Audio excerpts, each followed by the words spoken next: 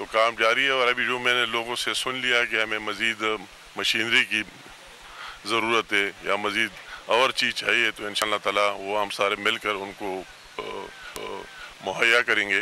मैंने आर्मी के जवानों को भी देख लिया और अभी मुझे सुनने में कि अभी IGFC और दूसरे लोग भी या पहुंच रहे, तो इंशाअल्लाह ताला सारे मिलकर इस मुश्किल से निकलने की भरपूर कोशिश करेंगे। इस तरह तो वैसे भी हम मीडिया और इस पर देखते थे, मगर मेरी ख्वाहिश थी और प्राइम मिनिस्टर साहब बनफसी नफीस भी जाए, उन लोगों से मिले और उनकी जो मुश्किलात और सारी है तो हमें रिपोर्ट करे। तो यार मेरे आने का मकसद सिर्फ कि इस मुश्किल की घड़ी में आप अकेले नहीं है, साथ है और पूरे पाकिस्तान की अवाम आपके साथ है और जितना मैक्सिमम हो सकता है आपको रिलीफ देना, आबादकारी हम सारे मिलकर उसमें मदद करेंगे। अभी टॉप प्रायोरिटी है जो कुछ हो तो हुआ।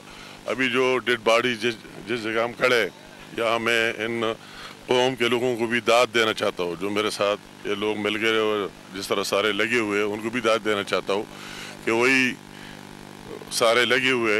अभी हमारे सामने भी एक डेड बॉडी को निकाला गया और निकाल लाए। ये तो पूरे सूबे में दूसरे जगहों में भी है, शाहंगला में भी है, सवात में भी है, इस तरह बाजोड़ और दूसरे एरियाज़ में भी ये वाक़यात हुई, मानसेरा और बडग्राम में।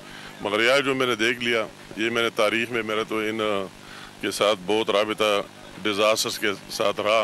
मुझे वो अर्थक्वेक 2005 याद आया, उस ज़माने में मैं भी देख रहा था। वही ज़माना मुझे याद आया कि हमारे जिस तरह तबाही हुई, और मुझे 2010 का फ्लड भी याद आया कि उन्होंने जो तबाही की। मगर आज याद देखकर तो मैं कहूँगा कि उन वाक़यात को देखकर ये भी उससे बड़ा वाक़या हुआ और बड़ा सानहा है। तो मैं सबको, सारी कौम को, इस कौम में टैलेंट है, उनमें सलाहियत है कि सारे आकर और इन लोगों को इस मुश्किल से निकालने में मदद करें। मैं इंटरनेशनल ऑर्गेनाइजेशन से भी, तमाम NGOs से भी कि वो भी आकर और अपने या रोल प्ले करे। ये टाइम आ गया, वक्त है कि सारे हम बहैसियत कौम मिलकर और इन मुश्किल से इन अवाम को निकालें।